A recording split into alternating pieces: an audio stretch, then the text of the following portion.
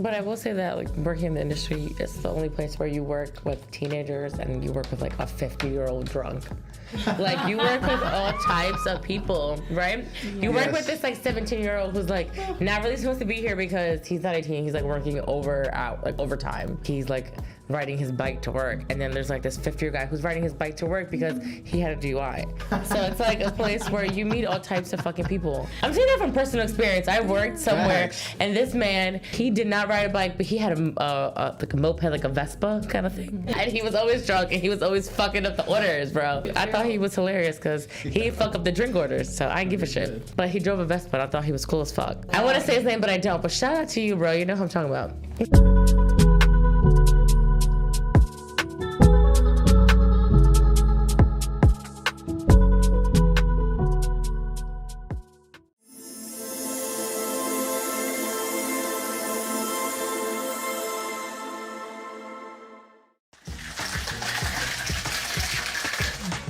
All right.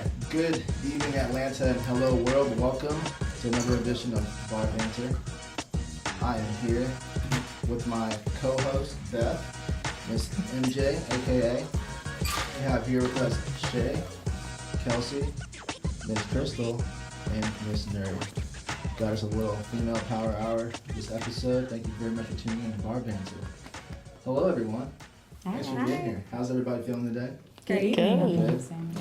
So, ladies know everything, women know everything, we know that. From what y'all have heard and perceived so far of my show, what are your thoughts? What do you guys think? Are y'all excited to be here right now? Thoughts? I'm stoked. I'm so excited. Okay, wonderful. Well, really quick, before we get started and introduce ourselves to the cast this evening, we're going to talk about the cocktails that we're enjoying. I haven't named her yet, to be honest with you guys. I'm going to let us kind of sip and talk about it. Maybe we'll name it towards the end and have some fun with that brainstorming. What I have here is a 10-time distilled Wheatley vodka, very, very clean product here that I like to use at the bar that I work at. I've also decided to sweeten things up with some Luxardo maraschino liqueur, a little hint of Galliano, and some lemon juice with a couple of my friends here. I have some peach puree and some raspberry puree, giving you a little passion fruit combo, topped off with the raspberry. So, ladies, thank you for being here on Bar Banter. Cheers, and let's have a fun show. Salute. Salute.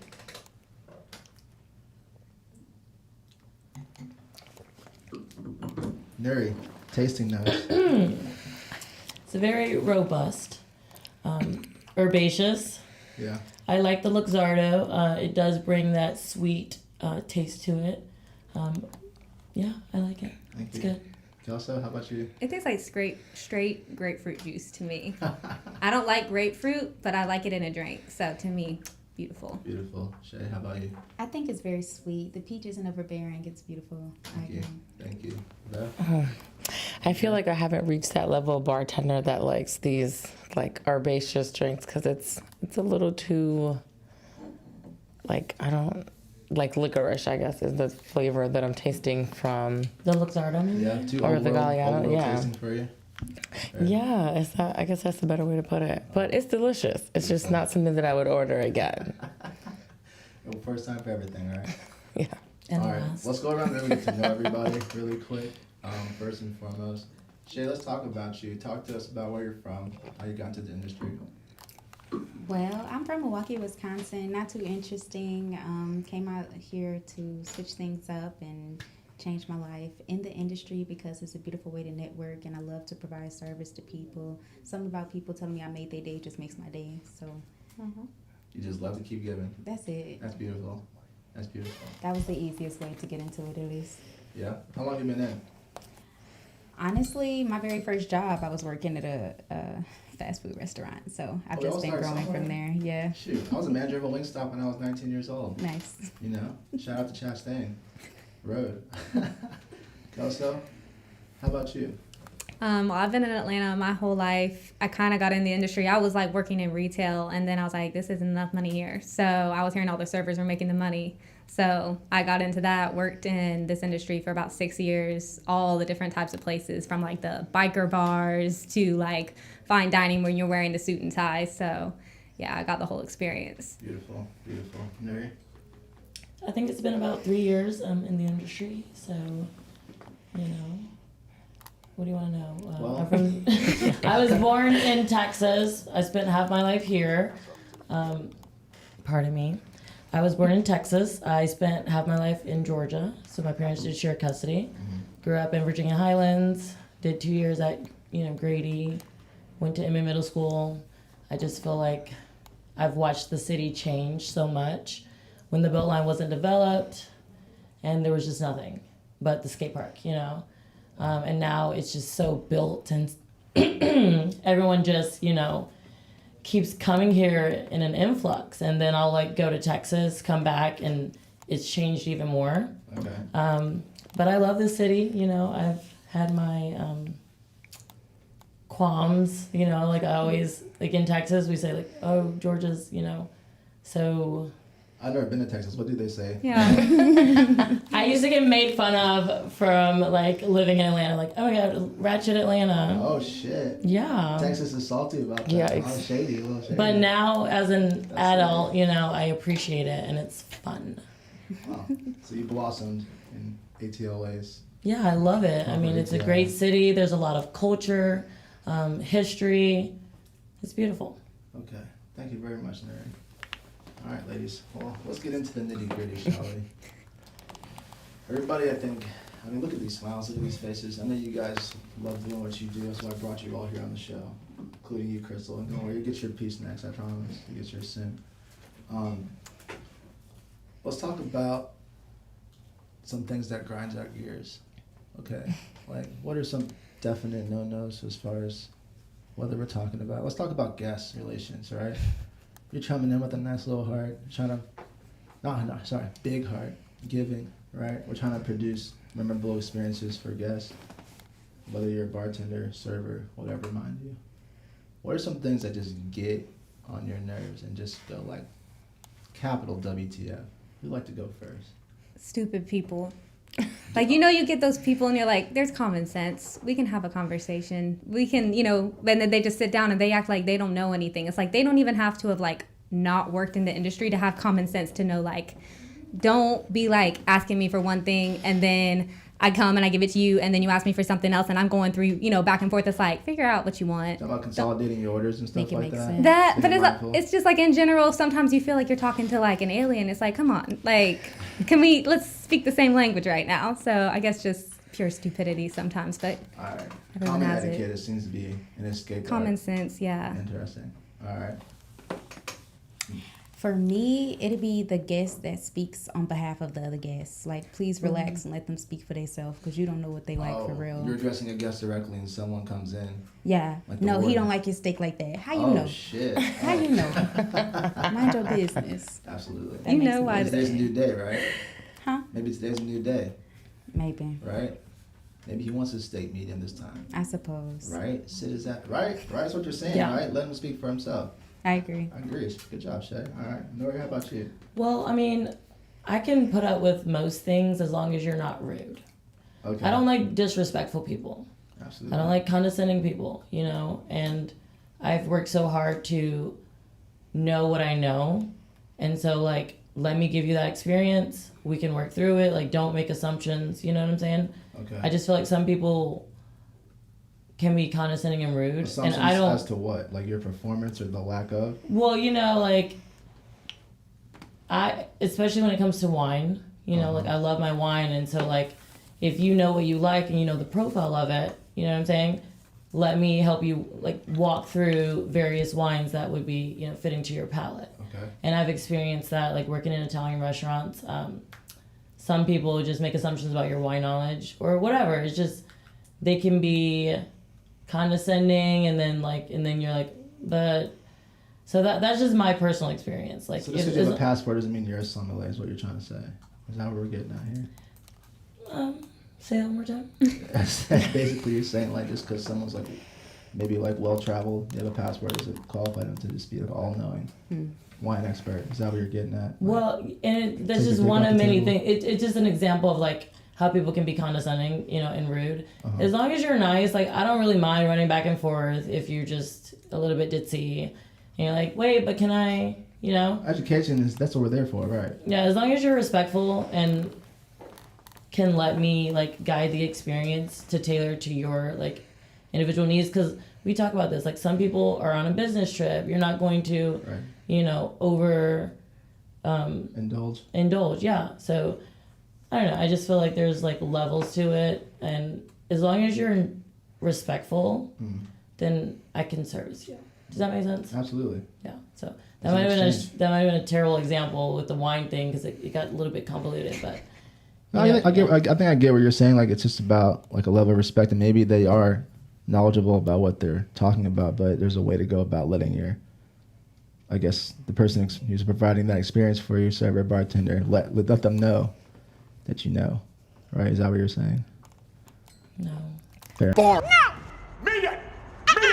enough. No, that's not what I'm saying at all. That's not what I'm saying at all. It's not about the guest knowledge, you know? Right. It's just one example of like many experiences with people, human beings, right? The wine example is more so about don't make assumptions. Like, you know, if I'm working in this establishment, we have 300 wines, whatever. This is not pertaining to where I work now, but I've, you know, like I said, worked in Italian.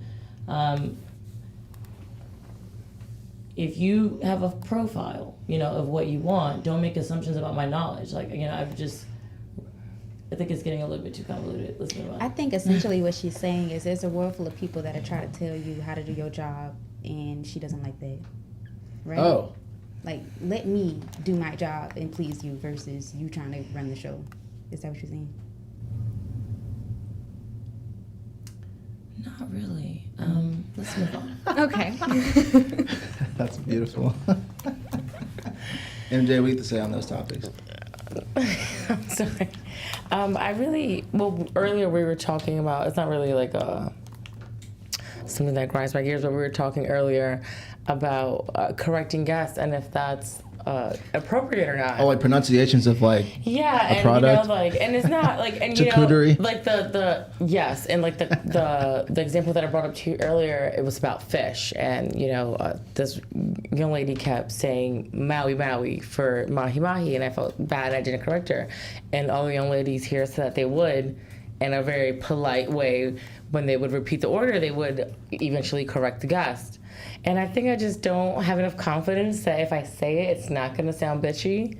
So I did it, and like I let her, but like I do find myself saying things with like my accent, and people don't understand it. Like if something, like I'm Dominican, so I speak Spanish, so it's like reposado, or if it's like a word that's Spanish, I'm gonna say it in Spanish because that's the proper fucking way. But some people don't understand. Yeah. And then I have to like say it in a white way. So it's not cilantro, it's cilantro. Is that okay on your salad? And then it's like, so like, that's why I don't correct people, because I feel like what I do, to me, it feels like I'm coming off bitchy. But I think when she had us do like a little mock of how I would approach a future guest. Mm-hmm. And I think the way that you presented it was really good, because I would have just been like, let's just let this bitch say it wrong. Like, I'm not here to give an English lesson. But I think that was a good perspective that I never really thought of, was like, it's okay to correct your guests and not feel bad. Because, like, I guess we're saving her future embarrassment. Yeah. Like, what if she went on a date and said that? God forbid. You probably think it's so cute. And there's really no, like, right or wrong way. Because, like, if you thought you could only correct her and it would sound bitchy, then probably best that you don't, you know? Like, the most important thing is that they have a good time and they like their food. And she literally came back and she was telling me how she's, like, from Ohio and she was just visiting for the weekend and how great her experience was. I'm like, damn, I'm really glad I didn't correct her. Because maybe she wouldn't have came up to me and told me this. Right. That's fair. That's fair.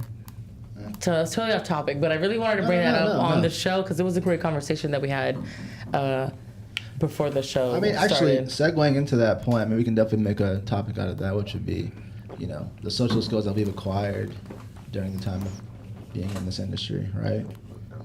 Kelsey, how do you feel about that? That's actually huge for me, because I've always been, before I worked in the industry, the type of person that's like, if someone says something or does something I don't like, I would just clap back and react. And being in the service industry, that was the first time I was like, oh, I can't do that. Like, I had to learn emotional intelligence and realize I can't behave reactively to things. Like I have to, like, despite my manager pissing me off, despite the guests thinking something's my fault and it's not and giving me attitude, I still have to keep it cool. I still have to be respectful and, like, go above that. And even more than that, make sure everyone around me is enjoying themselves. So I need to put my feelings to the side and still make sure everything's good. So that was, like, the first time being introduced into, like, the industry was the first time that I had to, like, make that a personality trait. And it took a while for me to even make that switch to, like, real life. Because I've always was like, ooh, like, I can just call people out. That's me. I'm not afraid to say what everyone else is thinking. But then it caused a lot of drama. Right. And then I had to realize, like, well, if your intention is not to, like, better them and uplift them, then probably you shouldn't be saying it. So, yeah, beautiful. It's definitely impacted me a lot. Damn. So it's definitely where the source is coming from in your delivery. Yeah, right? Like, the way God will put you in a situation to teach you something because he knew, like, it had to be in a professional setting that, like, held me to that standard for me to actually, like, right. uphold that. So, yeah, now it's a habit. Fair enough. It took long Shay, enough. you acting like you were about to say something about that, yeah? I can totally agree because I struggle with balancing my energy. Like, if something throws off my day, I used to allow it to throw off my entire day versus now it's more so keep it going, you know, shake it off, let it roll off your shoulders. And I've recognized that those days and those moments, you tend to magnify a more beautiful outcome versus me just having a bad day. Absolutely, absolutely. Just slice out that 15% of shittiness, right? Literally, you let day. one table make you mad, now full table's going to be mad at Correct. you because you had the wrong energy with them versus you kept it washing going, that first right? one off. Yeah. Because you are rotating energy in those Precisely. environments. Well, Yeah. very well put. Very well put. Nuri, Sir. how do you feel about that topic? Well, cheers, ladies. Cheers. Yeah, you know, it's just,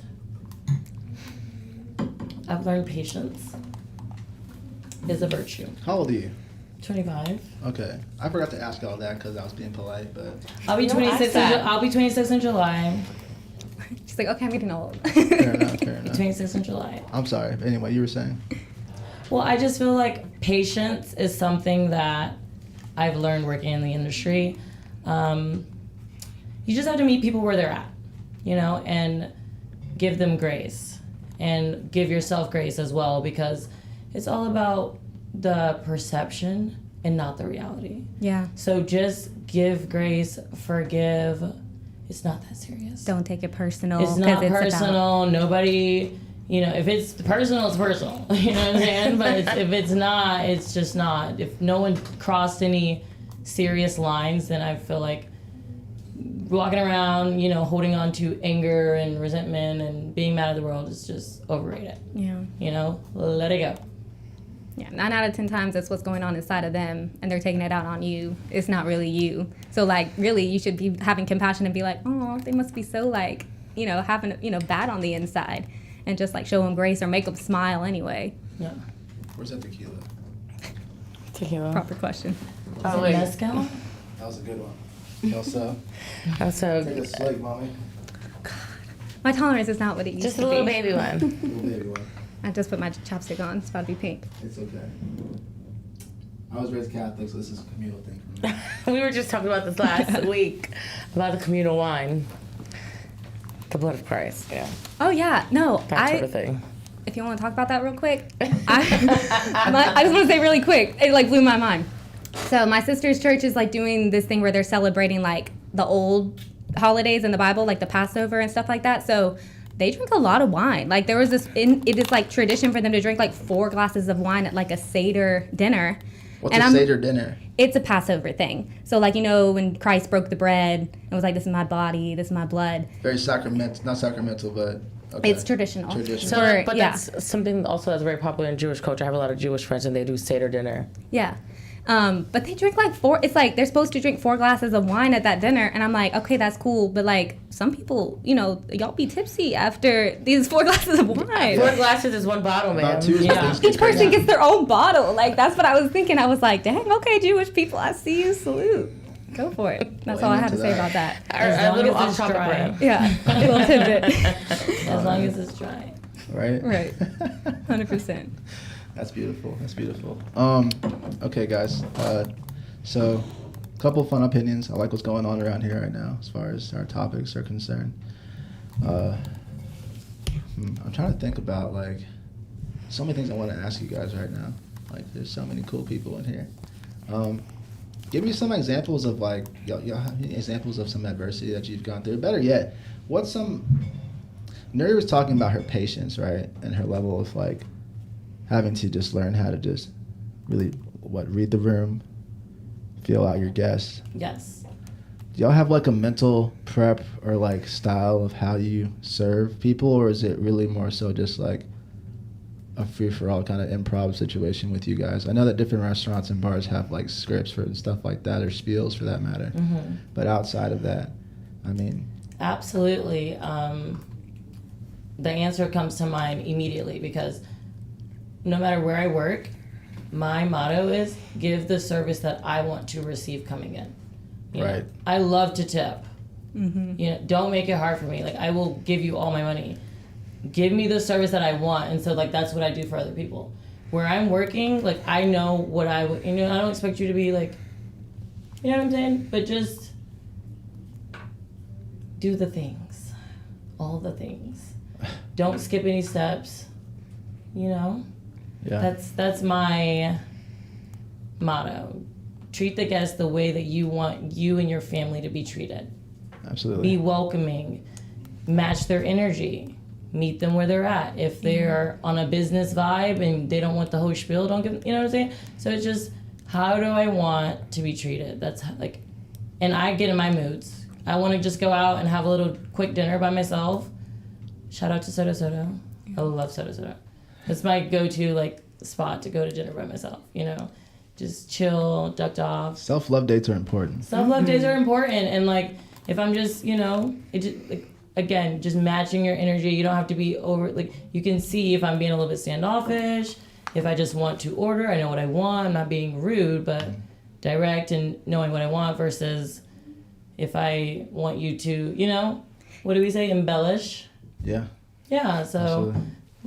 that's all. You articulate that so well because, like, my first thought is like, well, it would just be like me, it's just be authentic. Like, I'm still myself for all the tables, but I had to think about it as you were talking. And I was like, well, I naturally am really good at reading people.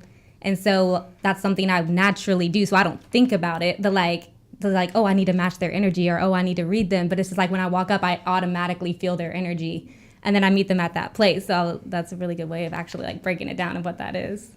I'm glad you understood because I have to say I do the opposite. I'm pretty robotic with my approach with tables. I like to assume I'm giving everybody VIP treatment. So irregardless as to how you're feeling and what you're talking about, I'm going to tell you my whole thing because I've had a lot of people that, you know, thought they knew what they wanted and then I mentioned something and like, oh, actually that sounds good. Very yeah, good. because I was finna walk away and have an attitude, but instead I decided to, and it snowballs. Damn, so shout out to your perseverance. So you said, even though I'm having a shitty day, I'm going to give you this badass spiel. That's the only reason I'm here. Right? The only reason I'm here. Integrity, Shay. Very fucking good. I love that. keep it to myself. Heard that. MJ. Well, I would say that I don't give people my name. I don't like to. No, I don't like that whole, hi, my name is so-and-so. Like, that's bullshit. And if they don't know your name, they can't complain about you. So I don't tell people my name. Deadass. Like, unless they ask, That's like, how you stay in your what was lane? name? That's how you stay in your lane? Fuck yeah. I don't tell people my name. Like, what? Do people super ever rebel. ask though? Like at some Very, point? very, very rarely does somebody be like, oh, what's your name? Really? Like, mostly at the bar. Or, like, sometimes, like, if we're closing and I have, like, one couple at the end of the bar and I'm, like, cleaning, I'll be like, oh, my name is whatever. By the way, if I'm down here, just give me a shout because I'm going to be cleaning. But I never tell people my name. Don't That just complain shows- about me. That just shows how much they don't care what our names are, y'all. They don't give a they- shit about your spiel, bro. They don't care. They want to know the specials and that's it. That's it. That's it.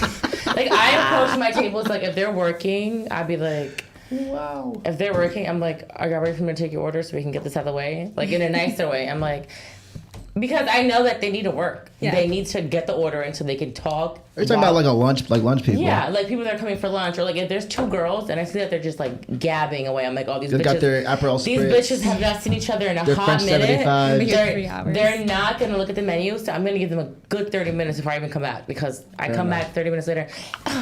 We haven't even looked. Right. I know, because y'all gossiping. Y'all want to split a salad? So you have to like really, and then it's no, and I don't care if they split a salad, but it's like you can kind of tell who hasn't like the situation. Right. So if it's like two girls that I feel like all these bitches haven't seen each other in a minute, they got hella tea, I'm not going up for a while.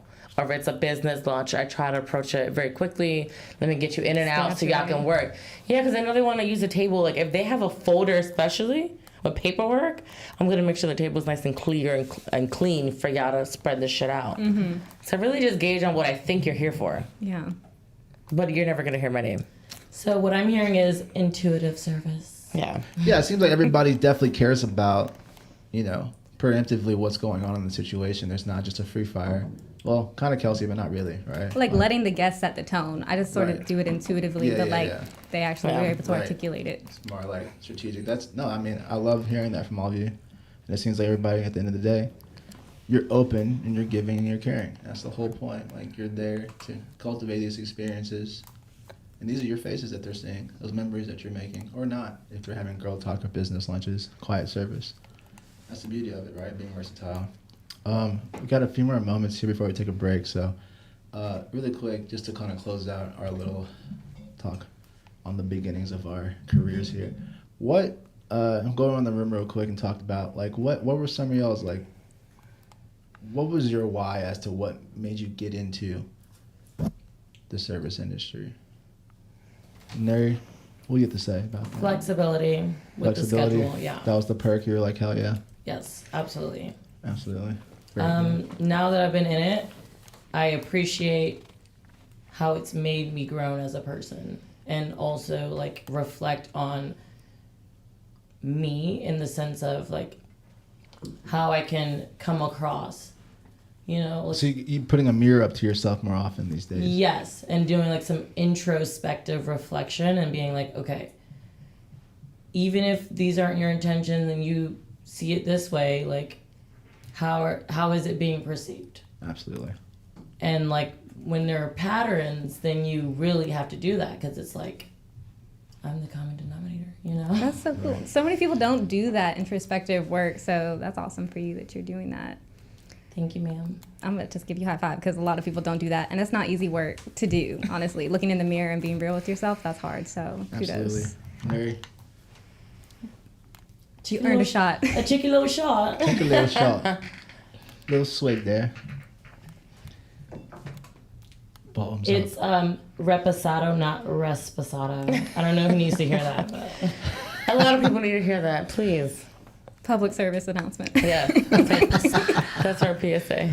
Oh my God. Nice. this is a public service announcement. Let them know. Kelsey? I'm gonna be real. It was 100% money that got me into the industry because I was like, I'm the type of person when I was working all the time, I will work all the time. Like money was a huge incentive to me. So if I'm putting in all these hours and you're telling me I'm capped at an hourly rate, that wasn't working for me because y'all weren't giving me raises at the other jobs I was at. So I was like, ooh, these servers are making how much? Okay, I need to go there. So that's what I did. And honestly, out of servers make more money than half the, like I have friends that went to college, graduated, have corporate jobs, and I was making more than them bartending, serving, than they were after getting a raise for being there for 2 years. I'm not hating on people who go to college or want to go to college or anything like that. I'm just saying I was in it for the money, okay?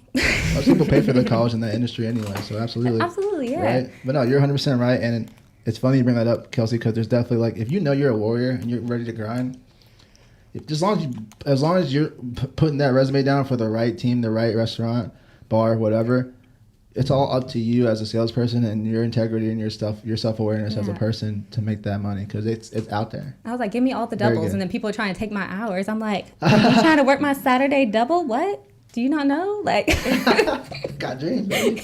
I'm here for the sass, babe. I'm Yeah. here for it. Wait for the what? for I the said sass. I'm here for the sass. I Oh, love the it. sass. I love it. Love the sass. Eat it up. Ooh, that's fair. It's a very Here to serve, you know? it's a buffet of personalities. Definitely working in the industry. It's definitely nice to know your local peoples. Shay, how about you? Honestly, I got into it because other people recommended it for me. People would say stuff like, oh, with that smell, you should just... I'm like, okay, I'll try it. And then I get extra tips just because, and I was just having a good time on Just the because job. what? Does that badass smile? Just because, yeah. Damn Let's right. see the smile. Smile to the camera. It's a good smile. And she's so sweet and calm. Like, even if you were having a bad day, I feel like sitting in her section, she would just calm you down and you'd be like, oh. Yeah, Shay's not a breathe, spaz. like- She's not a spaz. It's a beautiful thing. Yeah. So I just got into it because it was a more comfortable place for me versus the call centers I worked at or the clerical work that I've done. It was like too uptight and You had to have patience for that. didn't Call go centers and well. all that. Didn't go well. Couldn't be me. Fair enough. Hamster wheel vibes is what I'm getting with those, right? Not anymore. Exactly. You're liberated. Beautiful. MJ, close us out. What do you guys say about that? Well, I feel like, being the co-host, I've talked about this plenty of times, but I got into the industry because I was a dancer first, and I didn't want to dance anymore. So I started bartending, and I've been bartending ever since. I've been doing this for, oh my God, I'm not going to say how long because that'll age the fuck out of me. So I've been doing this for a very long time, and You look too good not to say do your it. age. Definitely do it for the money. I do it because it doesn't feel like a job. It is the one job you don't feel like you're working. You get to drink, you get to talk shit, you get to be as inappropriate as you feel like. It's a fun job, and that's why I do it, because it's fun and you make great money doing it. Yeah. Are you guys hiring? I think that's a yes. Talk about that after. Welcome back to Bar Banter. We took a little quick break here. Got a little swappage going on with my cast. Welcome, Krystal. Hey. Welcome to Bar Banter. Good to have you. All right. Sorry. So we're back, people. What we were just talking about was kind of just getting to know everybody in the industry. We're going to talk to Krystal, get to know a little bit about her shortly. If you like what's going on right here, people, as far as my viewers are concerned, definitely make sure that hit that like button and definitely subscribe to Bar Banter for further episodes and notifications for new episodes that are coming out shortly. All right, once again, I have with me, of course, my co-host, MJ. We have Miss Shay here with us. I have one of my beautiful friends, Kelsey, here. And, of course, Miss Krystal. Welcome to Bar Banter, Krystal. Thank you for being here today. Thanks for having me. Oh, love it. Thank you so much. Tell us a little bit about yourself, where you come from, how you got into the industry. Catch us up on who's Krystal. Well, I'm originally from Minneapolis. I moved here in 2011. So in the middle of high school, when I turned 17, I started working at a Mexican spot right down the street from my house. And I don't know, that was just my first job as a hostess. And then they kind of were just like, you're going to the bar. So I'm like, okay.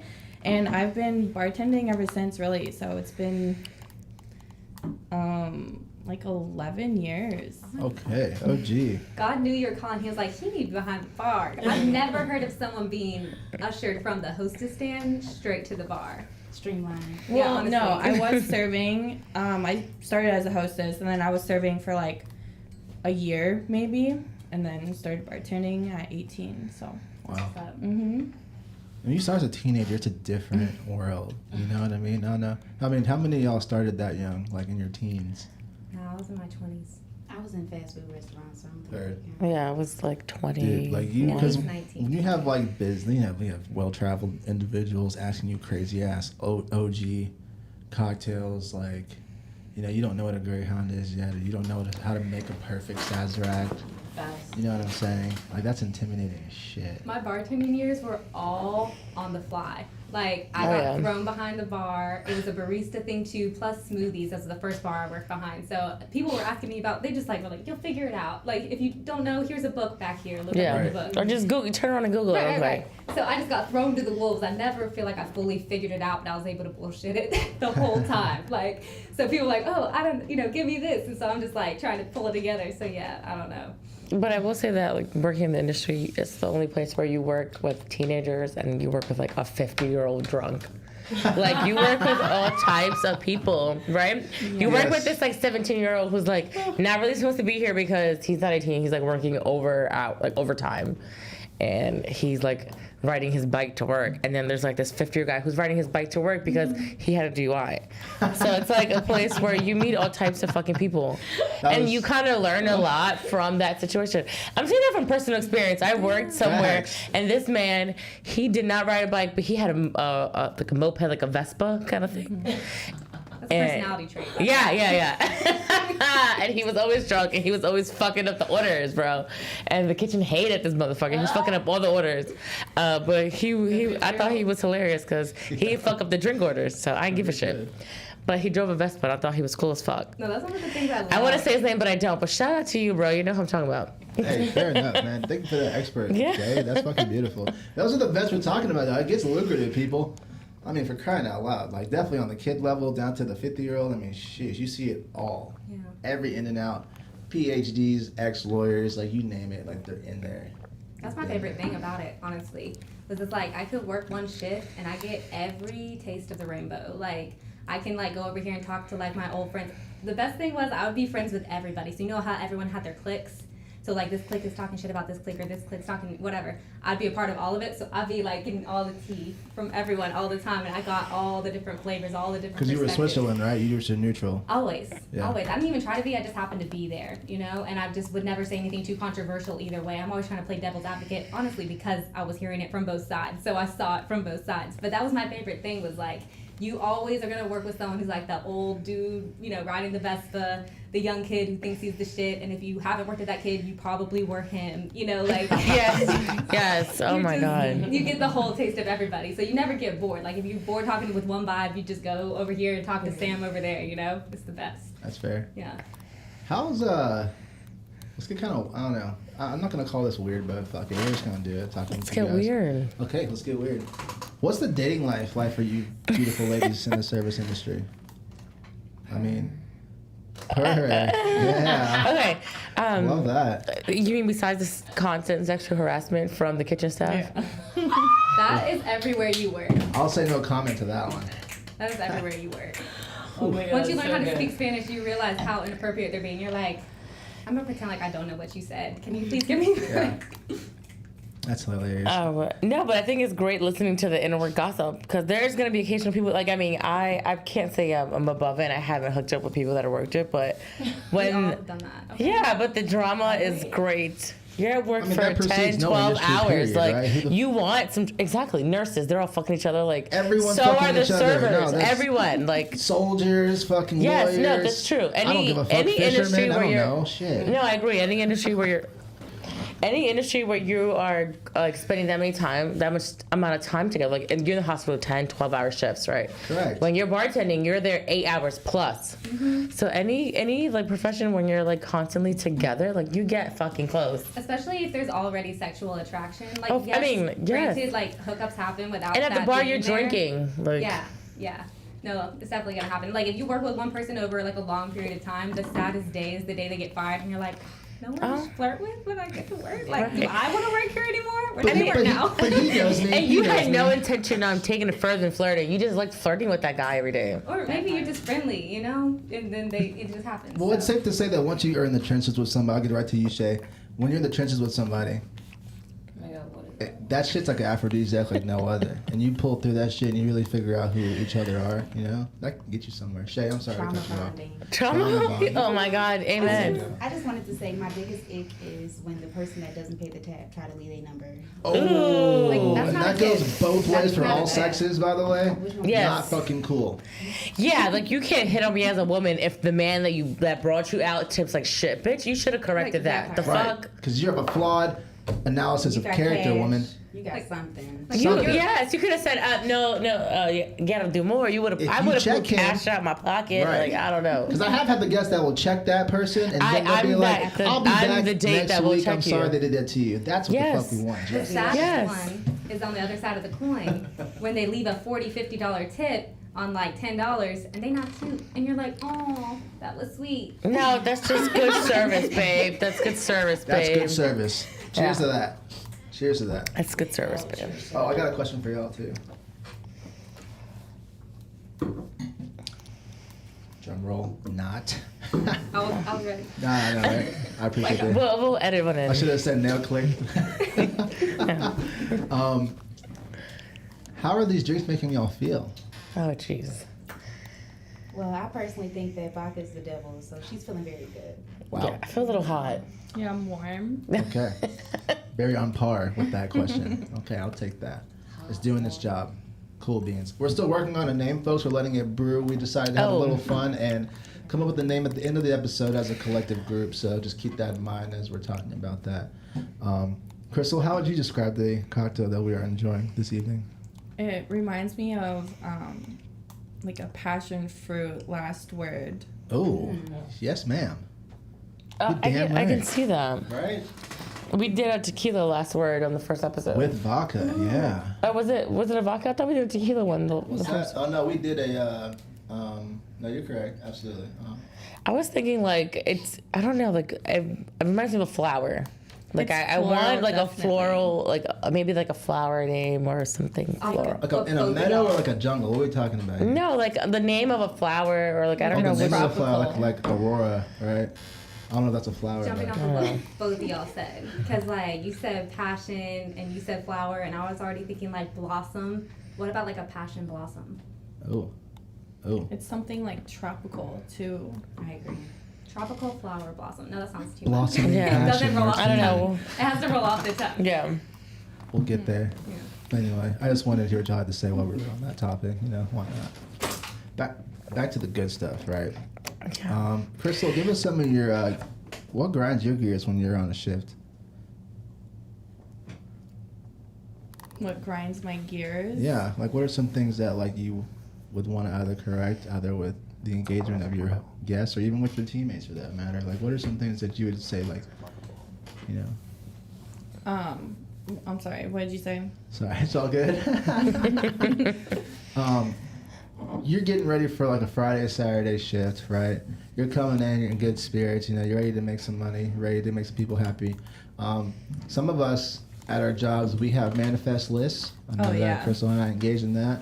Get the positivity going, talk about things that we definitely want from the shift versus what we wouldn't. What are some things that you wouldn't want to manifest on those kind of situations? Right. That's more like your, that's more of her texture. She's a beautiful person. Manifest, you know, just having a good day usually. I say what I don't want, which is no hooligans. That's number one on the list. What's a hooligan? A hooligan is just someone who comes in and likes to bring some trouble. I don't want any trouble. Shenanigans. Yeah. Things Fuckery. like that. Rich fuckery is not what we want. I want some good tips, you know. I want some cash. But yeah, mainly I just want to have a good night, good teamwork, good vibes, meet some cool people. But really when I go to work, I'm just excited to be with all of my coworkers, really. That's what makes it a good time. And when something does happen that I don't like, you have literally a whole team to back you up with whatever going on. So, wow. So you definitely love more of the family aspect of working amongst your coworkers at the restaurant. yes, definitely. The money is definitely good too, though. Yeah, I love that you said that because where I work, it's like a smaller staff. And I love my coworkers. Like, we're there together working doubles all fucking week, and you get really close to these people, you know?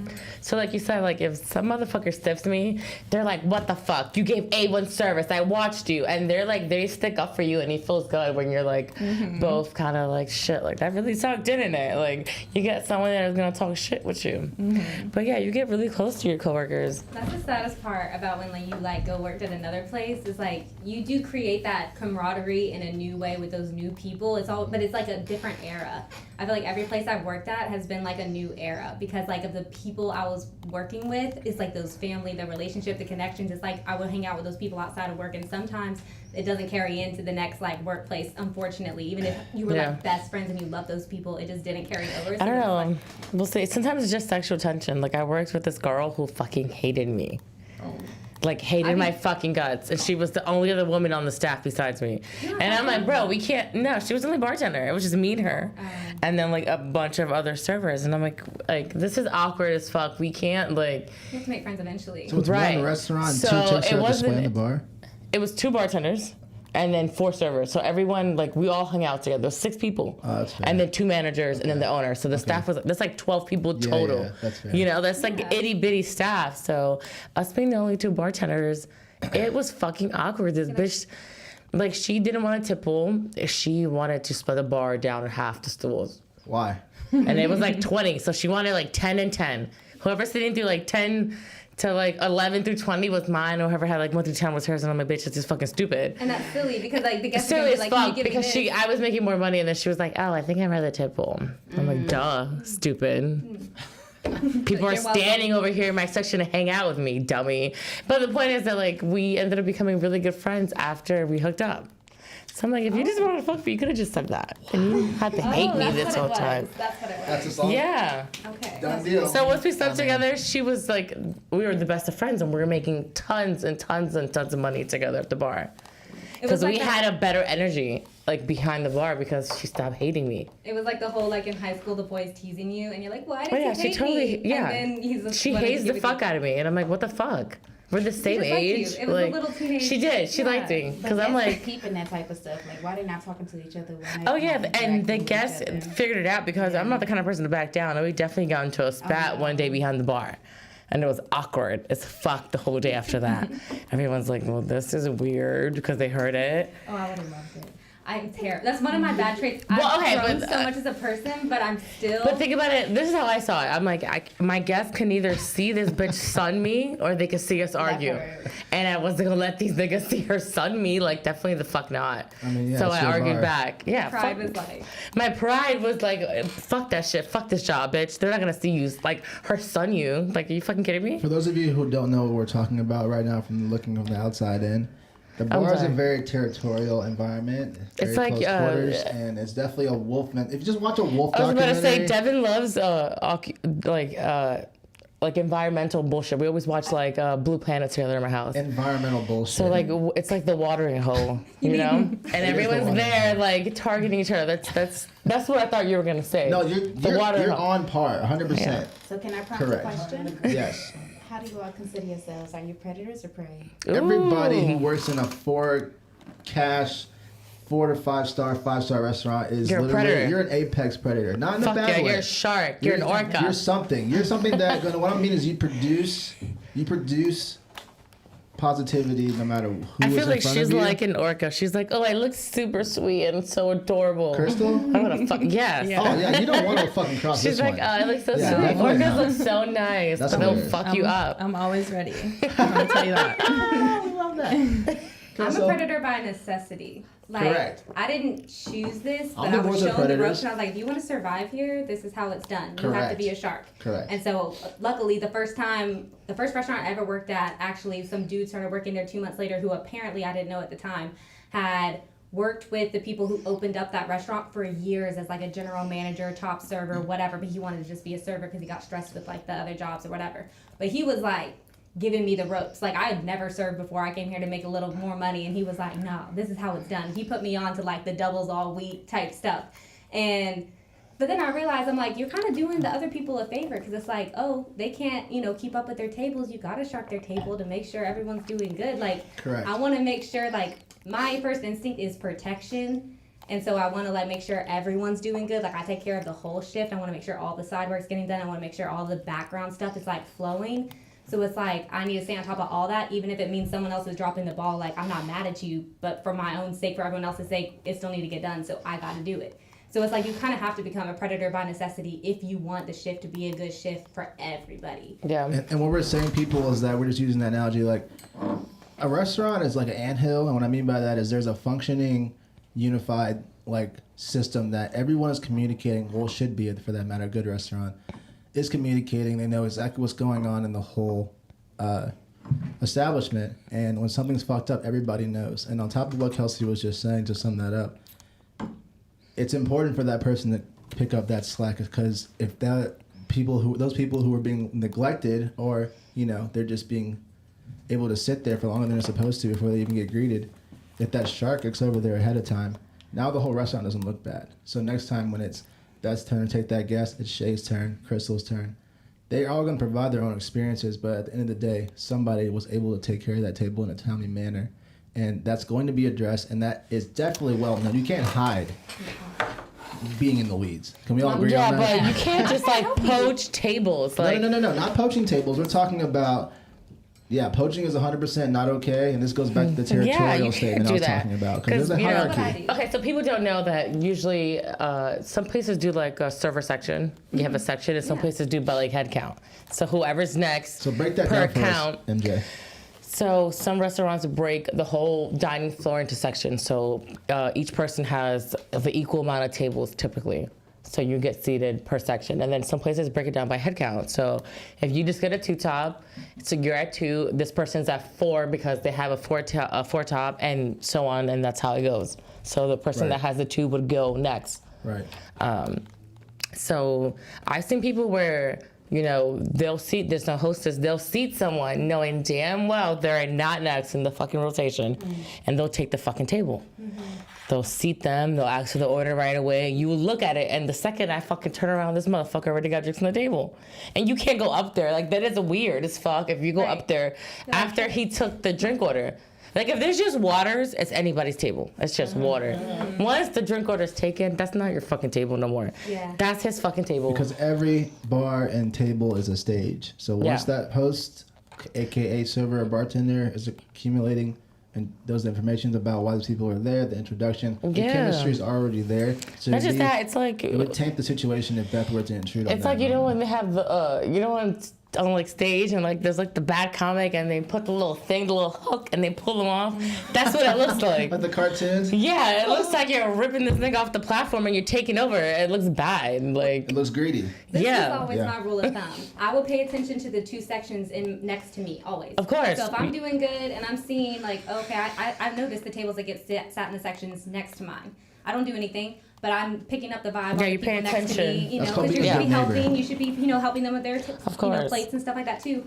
But if you already know the people next to you are in the weeds, running behind, trying to catch up, then I peep the table get sat. I'm not gonna do anything.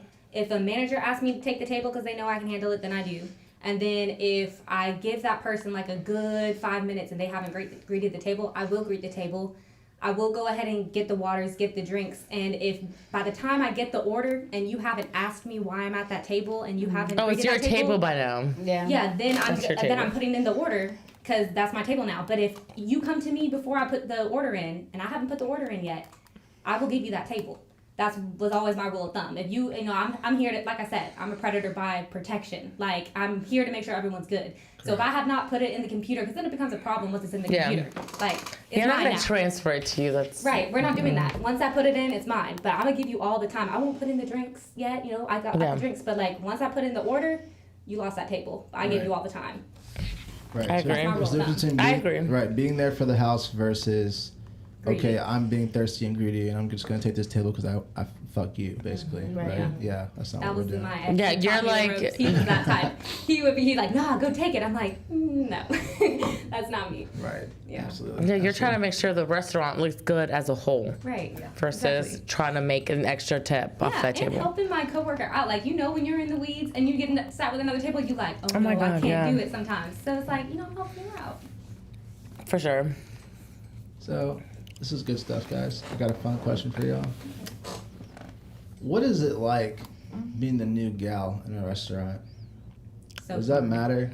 I know dudes is kind of like, just like, we're here, fuck it, we're here to do our job. Like, is there like an extra layer?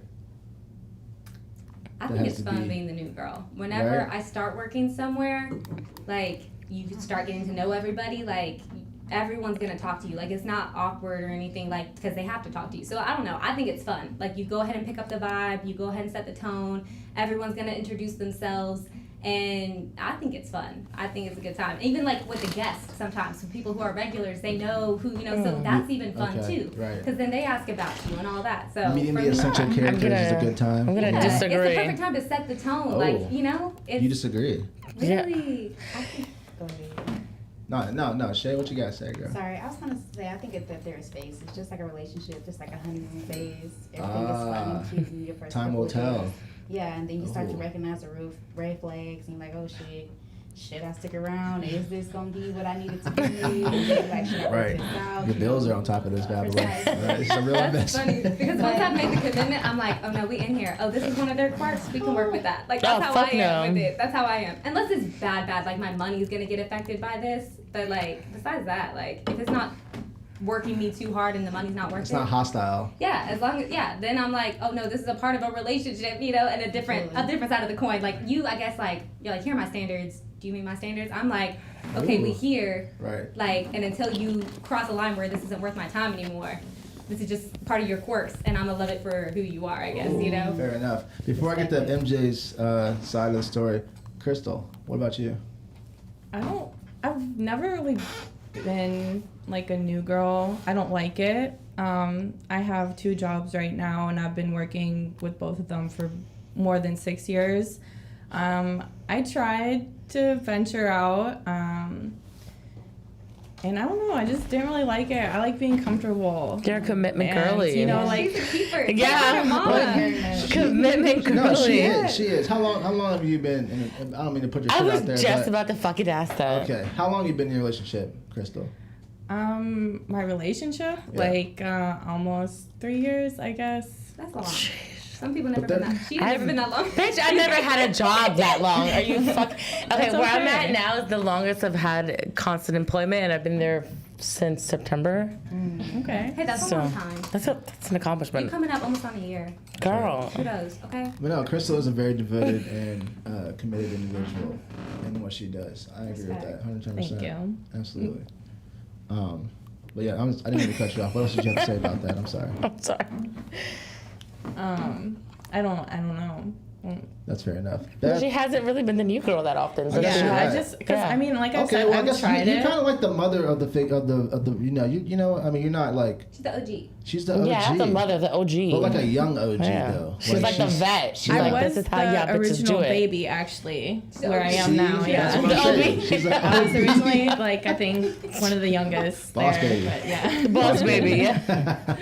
So how does that? How would you articulate that role to people who aren't in the service industry? What you're trying to say to us? The original baby, well, when I first started at this company, it was shortly after I was still working at the Mexican restaurant, and this was a super like fine dining restaurant. So I was coming in there, didn't really know much about fine dining, and I was one of the youngest to start there, and so I don't know, I kind of grew up with a bunch of people from the industry. Like and other I vets, learned, right? Like yeah, and you're- I learned a lot That's so through. It's a little The intimidating. older- The people who become the best, the ones Yeah. who are around the older crowd and they Mhm. listen and they pay attention. No, but- you probably are a good listener too. Yeah. You don't sound like you like are cocky and know it all. So you're the type that's gonna go far. Oh, Period. thank you. Just And how I will say for my listeners, we will have a couple of those young bucks talking to us next week. So get ready for that. 'Cause that's Ooh, gonna I be love freaking that. Crazy. What they gotta newbie say. perspective. Newbie perspectives coming at you live. All right, Who just even give you a knows? little teaser on that one. But anyway, Krystal, thank you very much for that. Beth, let's talk about your opposing opinion on our topic. I just feel like sometimes it's hard being newer depending on like what you look like. I think that when I first started working at the sports bar, a lot of the guys would really try to You were fuck- younger, right? No, when I was working at Oh, a few years ago. that Got it, place got like it, 2 got it. years, summers Uh-huh, ago. uh-huh, Okay, I don't want to say it by name, but Got it. so when I first started working there, like I think a lot of people, because I was newer and it was a sports bar, you know, you can get away with a little more things than working at a traditional restaurant bar, right? Oh yeah. Because it's sports affiliated, everyone's just getting shitty drunk there watching games all day. Need Jameson shots. So yeah, and that's definitely what we did all day. Picklebacks all fucking day. Like, you know, you used to come see me, but like, the guys they would cross the fucking line and they would try to push the limit. like heckling and or what? What are we talking Just about? yes, what they were saying, like They're drunk and they're just of course yeah, she's but gorgeous. it's my thing is like I expect. So I okay. So one specific example is This white gentleman asked me at the fucking bar. He was like, "What color are your nipples?" And I'm like, "You know I'm sorry. After what round did he I have no ask that fucking idea question? how much he was drinking, but you know what the fuck I said? I said, "Look at me. What color do you fucking think they are? Y'all see Brown." that? Y'all saw their You faces see what the right fuck I now. look You like? shouldn't even answer. No, because this shit made me mad that I couldn't even answer. Like I couldn't answer in any other What fucking kind of way. weird ass shit is that? Then the way that I felt, like my initial reaction was all it was like diarrhea of the mouth. I couldn't control it. Yeah.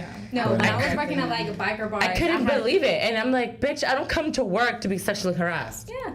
Like this is a sports bar. Ask for your fucking beer and tell me what game you want on the TV, and that's it. Right. But that shit pissed me off, and I think that a lot of times it happens when you work at a place that like, you know, they push the sexy look. They want you to dress sexy as the bartender, but it's not a strip club. But motherfuckers think they could cross the line. Bitch, you're not paying me to disrespect me. Right. This is not the strip club. This is the bar, bitch. Yeah. So if you want me to act like a stripper, I will, and I'm gonna get real fucking disrespectful. It's a fine line when you work at places, because I've worked at a couple places like that where it's like. But I hey, don't listen. I'm the customer's not always right, bitch. I don't believe that, and I will curse you out at work. Right. No, that's the one thing I do Sorry, like not about sorry. places like that is typically they will let you, if a customer crosses the line, you can put them in their place. I've worked at places like that too, where it's like, okay, if they I cross the wouldn't work line- anywhere that would let someone disrespect me and think that I'm not gonna fucking stand up for myself, because that's utter and complete bullshit. I'll get Cheers. fired over that. I'll get fired over that. I Like, have to say, You have to defend me. If you think that I can't say anything, you have to say something for me. Right. I'm sorry to cut you off. I just wanted to say, for me, I love the jobs where I used to dress sexy and be cute. Oh, I love it. Listen, I love showing my assets. I think it's great. I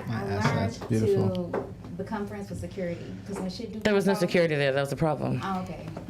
Yeah. yeah, the places Because I I'm know at- you gotta sugar the palms to help you, and you gotta tip your security and your bouncers. But that's a place that didn't have anything like that. So I was definitely gonna talk shit for myself and defend myself. Like, I am not this big for no motherfucking reason. Okay. You're gonna find What are you, out. 5'8"? You can't see it on camera, but I'm 5'9", roughly 190 pounds. Bitch, please try me. Amazonian motherfucker Yes. should kick you in your chest, Please. bitch. It makes me feel normal height when I'm wearing my heels. I was like, I like being around girls this tall. I'm wearing heels and I'm not the All tallest kinds of predators person. in here, you know what Yeah. I'm saying? Absolutely. That's beautiful. Well said, MJ, well said. Fierce I'll beat as them up always. for you. You let me know. Right. Bop you one. Yeah. No, I'll it's, work it's, there. it's incredibly important. I mean, no, because y'all are all someone's daughters. Some of you guys are mothers. Fur baby mothers, right? All for me. All fur babies, okay? So it's just, it doesn't matter. Like, And even it if- doesn't Go it ahead, doesn't go ahead. matter. No, We you take come it. to work to make money like everyone else. Everyone goes to their job Right. to make money, to feel Professionalism. safe, to feel respected, and you shouldn't treat anyone any differently because it's a different industry. You know, we still deserve to feel safe and respected at the places that we work at, regardless to the setting. Yeah, for you weak ass motherfuckers with no game, don't fucking isolate a goddamn bartender or waitress and think that you can just hit on them Don't because they have follow to them come after back to the you. job is closed. No, not even that. They'll try to get you guys in the middle of service just because they know you'll have to come back. That's cheating, bro, and you're a bitch for doing that. PT, yeah. PSA. I get it. That's all. PSA 2. It's just wild. 'Cause Thanks like for you coming said- to our TED Talk. Yeah. Ugh, TikTok. Anyways, getting on with that. Krystal, how do you feel about that topic on the? Because I feel like, I mean, you're an OG. Do you get objectified like that often, or? Yeah, it's really annoying. Like, I'm here to do my job. I do not want anything else to do with you, you know? And I mean, thankfully, I work with a lot of men right next to me. So if I'm having an issue, I won't even reply most of the time. I'm just like, hey, like, do something about this, please, because Oh, that's nice. I'm not going to deal with it. I just don't give it any energy, really. But if you really piss me off, and, you know, sometimes I'm going to have to We're gonna say eat something that ass back. out of Yeah. We're gonna, you're going to Did you leave really and want never to say come eat back. that ass, Devin? I said yeet. Oh, Yeet. You got to go. yeah, The subtitle said yeet. I'm gonna Yikes. do Lord of the Rings reference. Whoever gets it, gets it. When Smeagol's trying to get Gollum to go away. Anyone? Of Please, course. No, No, and no. never come back. Whoever gets it, gets it. I had to. Okay. go We'll ahead. have to insert the clip when we air the show. So I You don't can hang know. out with me and Lord of the Rings not get brought up one time. Nah, okay? dude, for life. Yeah. You already Always. know. Always. Yeah. Beautiful stuff. Let's move forward with that. Let's talk about leadership. Ladies, let's talk about leadership. let's start with the youth, shall we?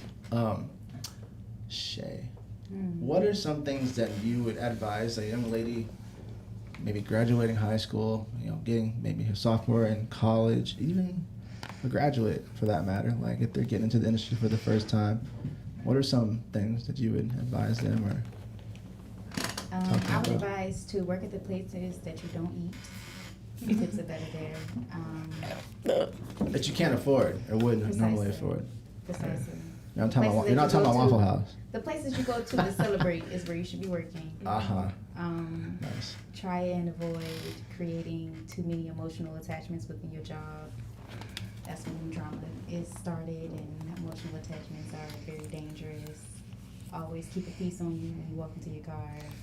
That's facts, people. Yes. Okay, like, I mean, It's an unfortunate fact. No, it's what Beth said is way more accurate of her action. It's an unfortunate fact, but yeah. I'm sick of hearing about ladies getting snatched. I mean, in this fucking place. everyone heard about the story of the bartender a couple years ago. Mm-hmm. And, I know a lot of people, I mean, I've had people when I worked at said sports bar, I've had a guy follow me in my car. And I thought he kept bothering me at work. So I had the two managers walk me out. So I'm already with two He already guys. tagged you at work and I'm he still with two followed guys, you? and he's at the car already. Wow. And the guys are with me, like, you need to get the fuck away from her. So, like, you could just, like, have someone walk you out. If you get a bad fucking vibe, Yeah. Trust your listen, instinct. trust your gut, have your managers, the kitchen cook, anyone, any man, walk you out. Do not go outside by yourself, because people will wait for you outside your car, outside the bar, wherever you're at. It's scary. Know the world we It is. live in. And if you can, and if you would like to carry a fucking gun. I mean, my sister's a bar manager. Someone followed her to her car, knocked on her fucking window. The second she pulled the gun out of the glove compartment, the nigga backed off. Sometimes you have to have a weapon, unfortunately. And if you're not comfortable with a gun, If you're not get a comfortable- high quality knife. Yes. Like, keep something on you. Like, you will feel so much safer when your mentality is when you're walking around. If someone messes Or with even me, I mace, feel sorry for even, them. you know, like, good- I want someone to And the try. key word is Good mace, a good, strong, Not good enough. You need a weapon. Absolutely. Yes, but and Once they're down, some people are have afraid the of mace, but carrying a once they're down, weapon, you but need- anything can help. Anything, really. Something that neutralizes or what the a ladies gun. are saying. Neutralization. Anything that'll give you an advantage to run away, Correct. drive away, whatever. Just don't trust just because you don't see them anymore. They're not watching you. That- Correct, because they will Absolutely. be hiding. They potentially. Keep your head on a swivel. And that's then not walk in. just inside the restaurant, ladies and gentlemen. That's also talking about on social media too, who you get information out. Because Yes. you're going to be networking a lot in these environments. And those things can come back to bite you in the ass, right?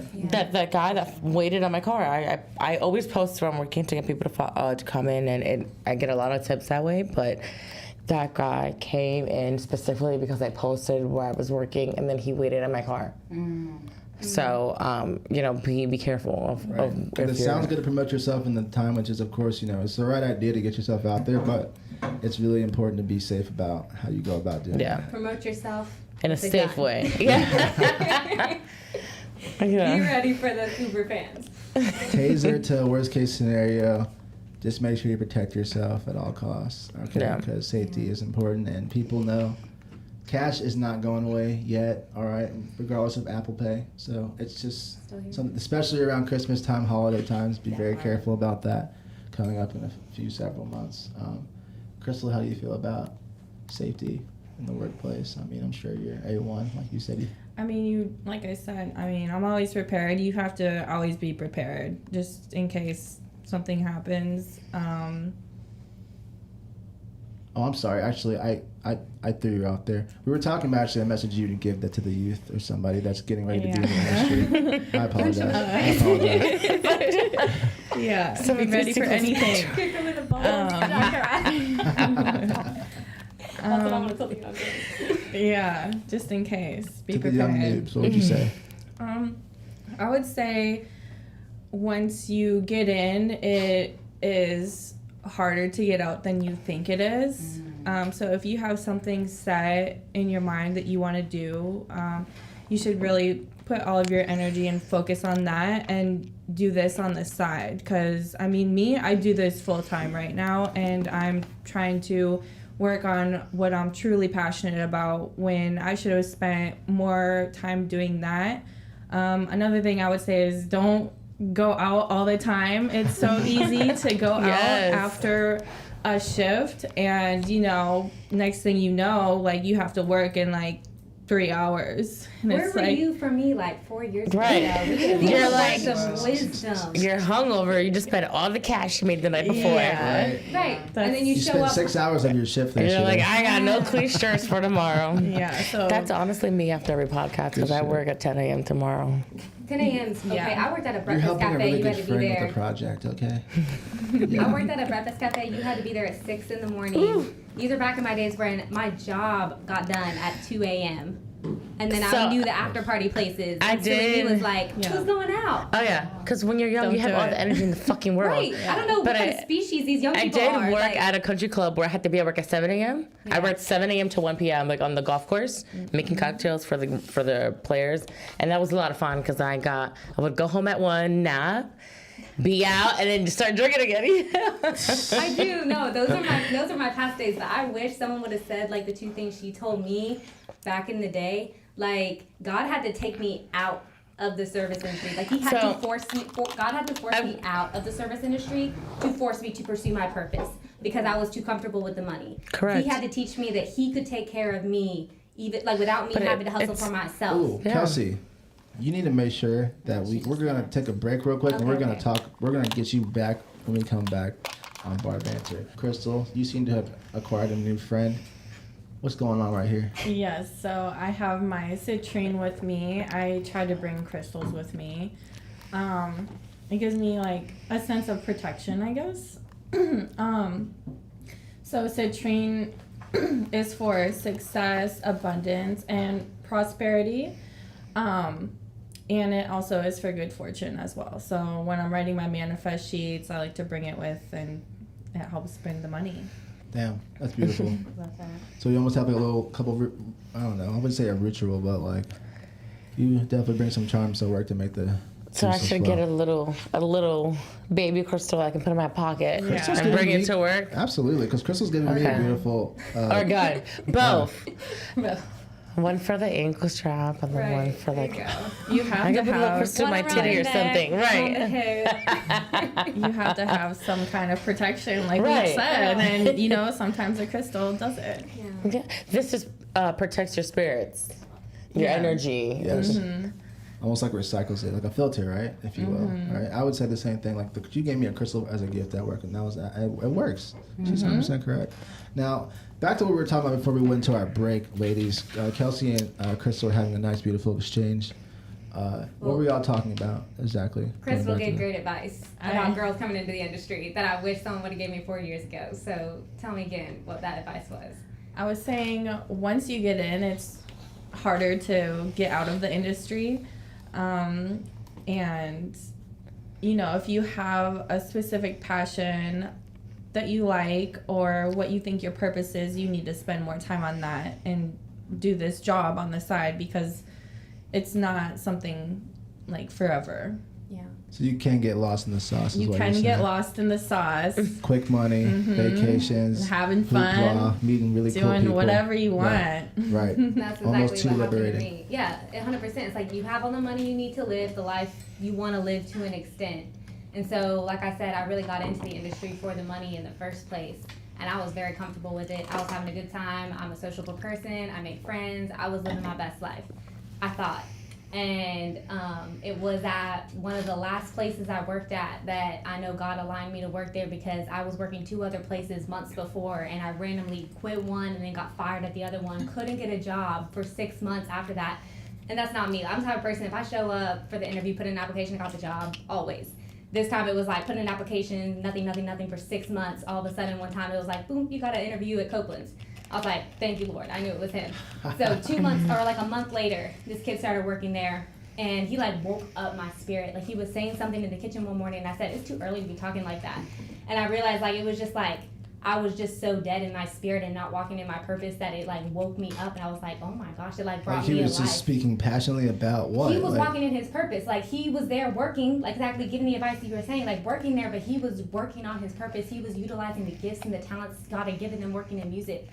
And so it really woke me up and I started hanging out with him and some other people who he was hanging out with and being around these creative people, they've been through so much in life, but nothing stopped them from pursuing their passions and working on their purpose and like using the gifts and the talents that God had given them. And it made me realize like I was a creative person. I always knew I was a creative person, but I was comfortable enough in the industry where I never took the time to invest that time into my gifts and to my talents and becoming the person I was created to be. You didn't put the gas pedal to the floor because you had it, right? And you knew you could just get it at any point. Yeah, I put zero effort into my skills, the talents that God gave me. And so God literally yanked me out of the industry because it was a moment where like my self-worth came involved and the table was treating me a type of way. And I was like, I just said, I wasn't even disrespectful. They gave me like a $6 tip on $200 after running me back and forth. Cardinal sin. I'm trying to say. And I keep my mouth shut usually. But this table, I went above and beyond. They were having me running back and forth. You all chose this stuff. greatness and you still got fucked. Well, I did. I went above and beyond. At the end, they like gave me the $6 tip in cash, and I said, y'all can keep that. In cash? I said, y'all can keep that. And they were like, what? And I was like, clearly you need it more than I do. I don't think I said that out loud. I think I just kept it at, y'all can keep that. But the manager was like, you can't talk to the table like that. And I was like, I put in time here. Like, I do the side work for everybody. Like, y'all know I don't play. And if you're going to take a table like that over an employee like me. So I quit that job and I never went back to the service industry since then. But it wasn't because of the service industry. It was because God knew I needed to like invest in who he made me, invest in the gifts and the talents. And if you would just see pictures of me or know the life that I lived 3 years ago, you can look at my social media, Kelsey, Kelseyblavilla. We'll put it up for you. Yeah, you'll see, just visually, you can see I'm not the same person. You wouldn't recognize me from 3 years ago. God's taking me on a trip based off of the exact advice that you told me, like, because I got caught up, because I got comfortable, God had to snatch me and be like, I can provide for you. And over the past 3 years, I've taken untraditional routes, trusting God's leading. And for the first 2 years... I'll call them ancient routes. Yeah, but like, when it says God's ways are not our ways, his thoughts are not our thoughts, like, we don't know what that means until we're in them and you feel crazy. But the first 2 years, for the first 6 months, I didn't, wasn't making money, but I still had money saved up. And I was like, God, I've been following you. I've been doing what you told me to do. And then, I was like, I need something to work in my favor because my life was going crazy at the time. And right after that, I opened my eyes from a prayer. My friend texted me and said, I have an opportunity for you. For 2 years, I made almost double than I did in the music industry working for my friend. Just like that. Like, God is real. Get to know him. He's the only one who can show you what your real purpose is and who you really are. So, yeah, he's taken care of me through unconventional ways. I lived in my car for 8 months after that. Because he wanted to, and I was like, what are we going to do? I'm going to go get a job. I'm going to go run it up. And God said, no, you're going to sit still. You're going to obey me. And I'm going to show you how I can provide for you. He purified you. Yeah. He said, I'm going to show you how I can provide for you. Yeah, that's the fire that it takes. But it wasn't just that. Yes, it happened like that. But like, I was hyper independent. I thought I had to do everything cocky? for myself. Too cocky? No, like, it was out of fear. Like, I didn't want people to tell me how to live my life, so I made sure I had the money to live the life I wanted to live so no one could have power over me. So stubbornness is what we're talking about. You could say that, but it put me in a masculine mindset. I call it drive. It is, but at the same time, God was like, I want to bring a man in your life who can do all that for you, and you need to learn how to trust that someone else can provide for you. Like the story of that dude who kept denying the people from the flood when he was sitting on top of his roof, and he kept denying the different ways to get off the roof. He kept saying God was going to save him, but instead it's taking the way out. That story. Okay, so that's fine. You can tell it if you want to. Oh no, I mean I'm not going to get into it that deep, but I was just saying that there was a story in the Bible about a gentleman who endured a flood and different. No, not Noah. This is different. This is a flooded city, and basically, long story short, there was God gave him 3 different ways to get out of the situation, but he denied those situations as more of a human on human intervention versus divine intervention. Oh, like God gave him the out. It gave him the out. It was too seamless because it didn't seem like it was something that was mighty and God-like to do, but it just happened, right? But he kept denying him 3 times. Eventually, he just died because he didn't take the 3 ways that God gave him as out. So back to it seems like you were facing an infinite amount of different opportunities, and that's why you felt comfortable doing what you were doing because you were able to keep yourself afloat, but you weren't actually pursuing yourself because there was no tunnel Yeah. to go down. And then when it got to where I was like living in my car, I was like, no problem. Like I can go get a job anywhere I want. I can run it up, get an apartment in like 2-3 months, no problem. And God's like, well, it's not happening like that. Like, You're gonna sit back, listen to what I tell you to do, and I'm gonna make sure you have everything you need. I don't know how he did it, but for 8 months, y'all, I didn't get a job. I didn't ask no one for anything. I didn't even tell anybody about my situation. This is one of my best friends for 10 years. He didn't even know until about a couple weeks before I got out of that situation. And it wasn't because I was asking for help or anything. We just hung out. And And I trust Kelsey as a capable woman to take care of herself in these kind of situations. And I went through that similar situation, which she knew about before that. Yeah. So I totally know what she was going through. Yeah, we all have our down and out moments. through. But, God took that time to, I never went a day without gas in my car, food to eat, even friendship along the way. Like it was supernatural, and it was just God showing We're talking me, about like, Frodo dipping right now, okay? literally, like I left the Shire. She left the Shire. I damn dipped it. out on the Shire, and somehow God sent me my Smeagol, he sent me my Sam, he sent me all the people and all the things and more than I needed, and held me down. And I came out, you can ask anybody who saw me directly before going in and directly after coming out, they're like, you're a different person. Like, God kept all the best parts about you and took away all the worst parts, and just helped me become like a blessing and be able to serve, put me in a position of service. This is the best thing. About a month before I got out, I had a dream. It's about service in the service industry. I had a dream that I walked into a restaurant, and I walked into the restaurant to like sit down and have a good time with my family. And when I walked in, they handed me menus, and started treating me like a hostess. And in my dream, I was offended. I was like, I came here to be served, not to serve other people. Like, what are you doing? I woke up from the dream, and God started showing me, like, you have the wrong heart posture. How am I supposed to elevate you? How am I supposed to take you anywhere in life when everywhere you go, you want to be served? Everywhere you go, I need you to be ready to serve. Like, God says the greatest of all is the one who can be the servant to all. That's who the greatest is in God's eyes, and that makes sense if you worked in the service That's what a industry. queen really is. Well, for your manager to put more people in your section means they can trust you with those people in your section, that you're going to take good care of them. So in life, if God's going to entrust a lot of people to you, it means he needs to be able to trust that you're going to take good care of those people that he puts in your That's section. the next test that you're given after the strength that you realize you have. Absolutely. Gotcha. So, yeah. Good shit. Yeah. Your purpose trumps money. Like, God will take care of you through unconventional ways. You don't worry about the money. You follow your purpose, and what you need will come. When you work for God's purpose, he will make sure everything for that purpose will be taken care of, plus you will get more than you bargained for. And I'm speaking from experience. Amen to that. Cheers. Cheers, Kelsey. Very well spoken, miss. She need a mezcal shot after that. Oh, no, she's definitely getting a shot after that I one. didn't mean to Reposado take over the bottle is conversation. coming. I really am sorry, y'all. The I reposado bottle can't is agree coming. though, because I feel like for me, I try and not be.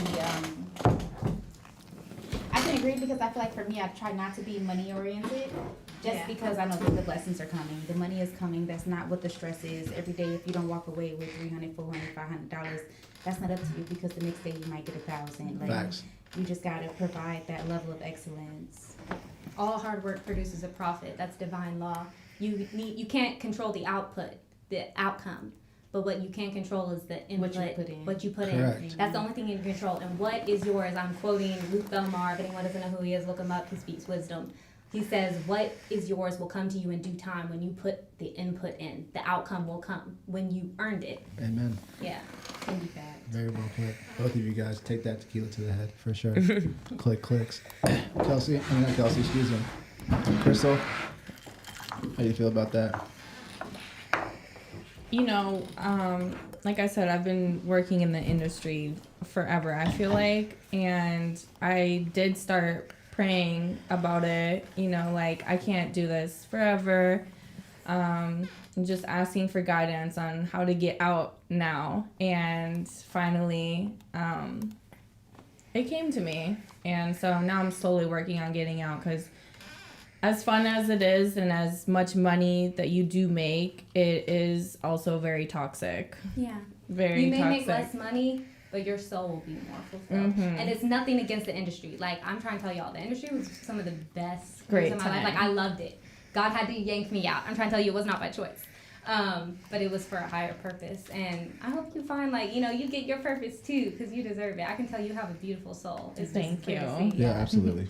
Shay, what were you going to say on that? I just wanted to say yes to getting out and focusing on your purpose, because how many people do we know that's well into their older ages that are unhappy as hell doing what they've been doing for 20, 30 years in that same restaurant or industry, just unsatisfied.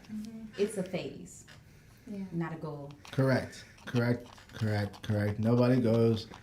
Very few people go into the not culinary industry, because that's totally different, but the service industry, front house, going, I'm going to be a career, this or that, for the most part. Now, I'm not saying that you don't become professional and you don't get seasoned and learn how to present yourself in a professional way and execute at a high level, you know, within 5, 8 years in the industry. But what I am saying is, and by the way, like, kudos to the people who do that shit, because that's an art that you love that. And you have to love to keep coming back and do it at any level.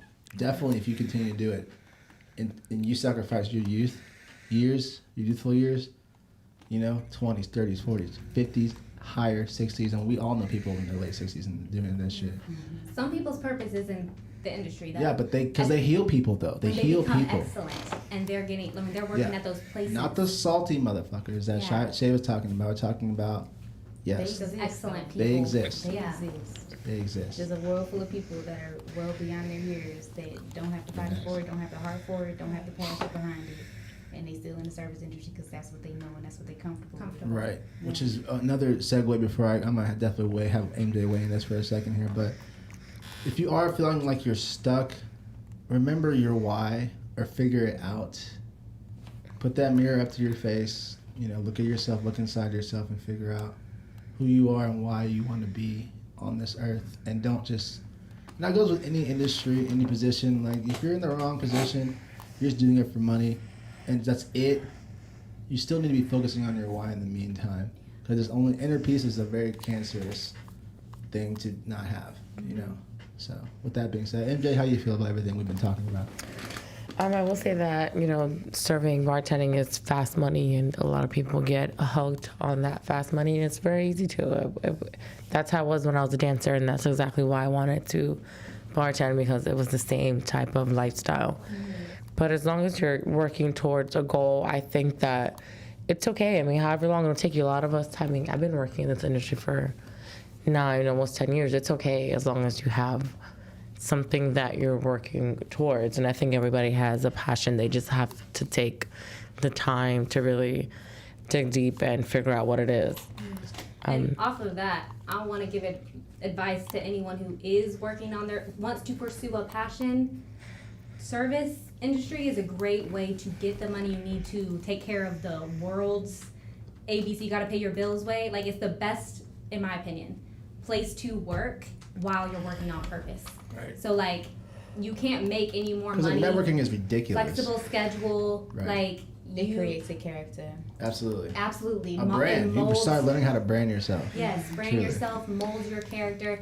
There is no better place to work while you're working on purpose, in my opinion. So you get to work and work on yourself simultaneously as a product. And get the money you need to take care of your problems. Like, it's, in my opinion, I think it's the best place. Absolutely. Yeah. Absolutely. No, very well put. Very well put. No, ladies, this has been absolutely phenomenal talking to all of you here today. I feel like I learned a lot about each other here. I definitely respect you all. I already have. I love all you guys, but now it's definitely getting to learn a little bit more about you guys, and it's definitely been a fun experience here. Closing out, once again, because I know I just really like what y'all were talking about before this, which was I know MJ, you definitely want to get to the point where you're using your psych degree to educate the youth in this kind of matter, right? Like getting out of service or whatever into a better world. What do the rest of you ladies have to do? What are your, do y'all mind sharing your ambitions outside of the service industry? What do y'all kind of got cooking up or whatever? Yeah, Kelsey, what you got going on? Well, my purpose is to help, this may sound ironic, help other people find their purpose, to walk in the fullness of their identity, to stop operating in insecurities and other false identity of who they thought they were. Like a wellness advocate or something? Yeah, it's a self-betterment, like improving yourself. Actually, I'm going to have like my first book being published within the next couple months, probably by the end of the summer. It's called 11 Days to a Better You. And it's basically like the bottom zero. Like, it can meet anybody where you're at. You don't have to be an excellent person or anything. It's less than 30 pages long, but it's going to give you 11 tips, 11 tricks that you can implement into your day to help you become that excellent person, to help you be disciplined enough to pursue those things that you love while balancing other things in life and making sure you're getting that time for yourself as well. Your soul is being nourished as well. It's less than 30 pages long.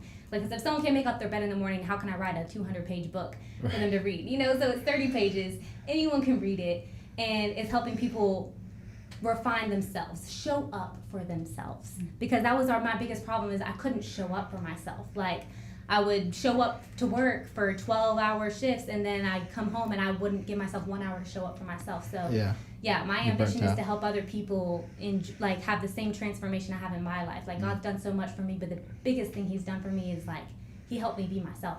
He helped me give me the discipline to actually pursue the things that I love, to learn other languages, to write books, to pursue my singing and dancing. Like, I'm disciplined enough to have free time and put it towards productive places. And that's not easy to do. A lot of people can have free time and they don't know how to put it towards productive resources because they're not disciplined enough. I wasn't disciplined enough. He had to teach me. So I want to help other people get to that same place while pursuing their fullness of their potential, walking in the fullness of who they were made to be and being fulfilled in life. So those are my aspirations. Damn, that's beautiful. Thank you. Shay, you got anything on that one? Honestly, I'm probably on the other side of that coin. I'm still discovering You're still brewing? purpose is. She's scared to sing. She's scared to dive into her being and things. I just overwork myself in order to fill my time at this point. I have a lot of aspirations. I just don't know which avenue I'm going to go down. I mean, damn, like, this is the loudest I've ever seen you out in public, dude. I mean, you're fucking killing it today. So, I mean, keep it up. All right? Krystal, how about you? Well, like you said, inner peace is very important. So this past year, I've really been working on healing my body, my mind. And I've been doing yoga for a few years, but I decided to finally take a step, and I am getting my yoga certification. Nice. Thank you. I love yoga. Look out, yogis. Well, actually, I do enjoy taking classes. I'm still thinking about teaching classes, but I'm thinking more of a one-on-one stretching situation thing that I'm going to be working on, something like that. Let me know. So on a personal level, like a private kind of situation? That's dope. That's private stretching, if you have any a mobile Pilates almost. Exactly. Damn, yeah, bro. but I can obviously incorporate mainly yoga with the stretching, maybe bring my crystals, do some sound healing. Love that. Anything some cross healing. I like that. anything to help people kind of center themselves. So Absolutely. I think this world needs a little centering. We did. We had a couple rough years, and I think that's the big thing is no one's addressing that and bringing it back. We got their alcohol back, but now we got to start getting people's character in check, right? MJ, what would you have to say about that to close us out? So you already brought up my background in psychology, but my goal is to open a nonprofit that gives subsidized and or free mental health care services to sex workers, because I feel like it's a big industry that doesn't get the proper help that it needs. And, we live in Atlanta, this has some of them. We got so many fucking strip clubs. Business. Yeah. You got a lot of clients. It's and not just that, it's just being someone that was a dancer and has lived in that industry. You realize that you meet a lot of good people that just have never had the proper care. So if I could establish a place that can provide that, I'll be really happy. That'll be my purpose in life. I love that. That's beautiful. That is beautiful. Ladies, So needed. so many different colors, aspirations, and personalities here at this table. I can't thank y'all enough for being part of this project. Thank you. Welcome to Bar Banter. Thank you so much. Cheers to all of you. I hope that you all execute exactly what you're here to do and more. All right. Keep being the examples in the streets that these queens need to see. All right. Thank you very much. Thank you, Atlanta. Thank you, world. Once again, this has been a beautiful episode of Bar Banter. I've been your host, Devin Lewis. Come back and see us again next week. Thank you.